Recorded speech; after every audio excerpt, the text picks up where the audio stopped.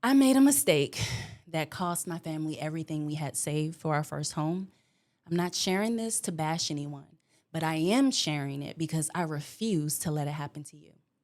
I'm Tyeisha S. Anthony, and today I'm sharing the real reason I stopped searching and finally stepped into my calling as a real estate advocate. I've been MIA, so let me reintroduce myself. Over the past 4 years, I became a first time homeowner, married the love of my life, had a beautiful little girl, heard from the Lord to sell our home, obeyed Him, moved to a new city, became a licensed real estate agent, and now we're in a new town. Everything is new as we both launch our careers and serve the people God has called us to. I'll make time to share more on that season of change later, but today I want to talk about my why. Why do I wake up every morning and do what I do? It starts with my family. I have a toddler going on 22 and a phenomenal supportive husband who loves me to the ends of the earth, loves me so well. I want to be successful to support his dreams. And I want my baby girl to have a life I never dreamed of.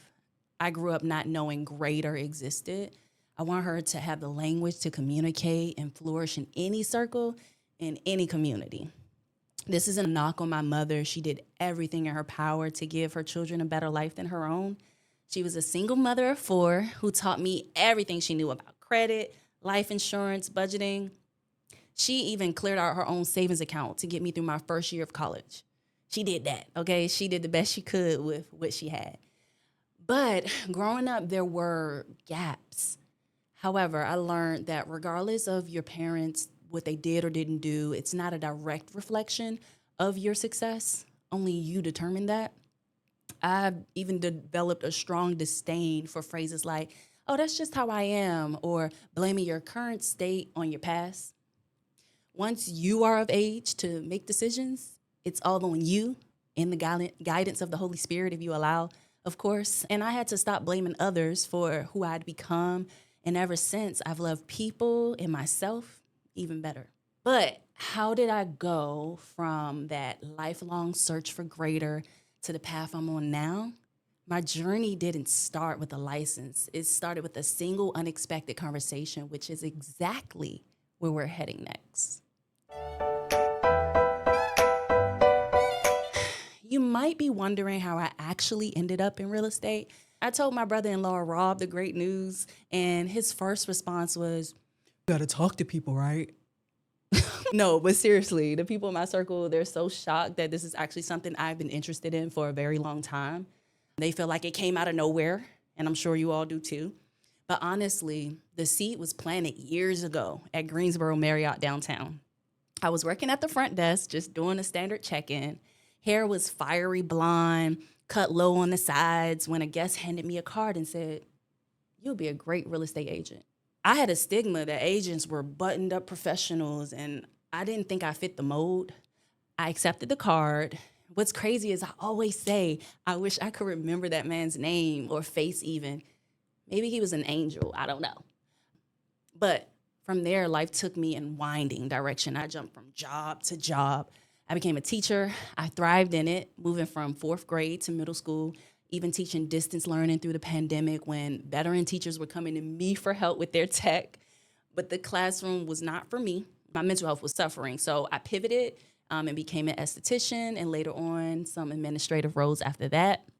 But looking back, the commonality in every job I've held, from the Marriott to the classroom to waxing clients, is that I performed well because I genuinely cared about the people I served. I didn't want to work in industries where people were just buying on impulse. I wanted to help them make calm, cool, collected decisions that were beneficial for their lives. I've worn many hats, but those roles were just training ground. They taught me a valuable lesson about serving people, but none of that fully prepared me for the spiritual warfare that would eventually lead me to sell my first home. And that experience, that changed everything. We lost so much when we sold our first home, and it's honestly hard to talk about. When my husband and I were called to move, we had to sell our house. God specifically told us to let it go, not to try to make money from it because it was a great location to turn into an investment property. But we were counting on that equity to give us a fresh start in our new city. And don't get me wrong, we did leave with some equity. I ain't a whole dummy. Just not what we were expecting at the start of our agreement. As a professional now, looking back, I realized how much we didn't know. We didn't know the right questions to ask, who to trust, or how to truly protect our negotiating power. We were put in situations we should not have been in. And maybe if I get through enough of comments that ask for me to share those in detail, we'll see. Y'all tell me what you want.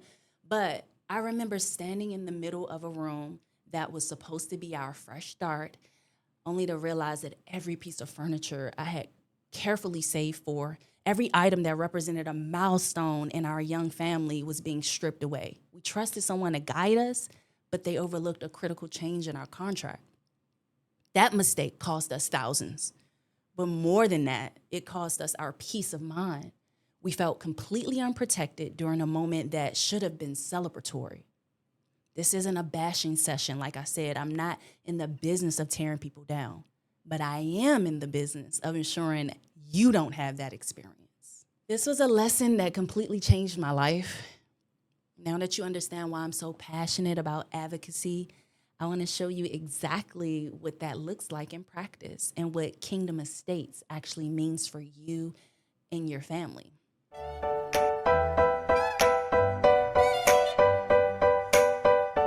My why isn't about the commission. The pay will always be a direct reflection of my heart and my love for people.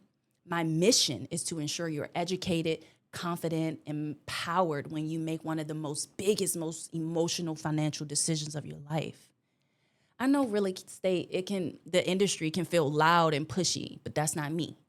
I'm here to be a resource for you. Whether you're planning to buy tomorrow or you just have questions about how the market works or what your options are, I'm here to help.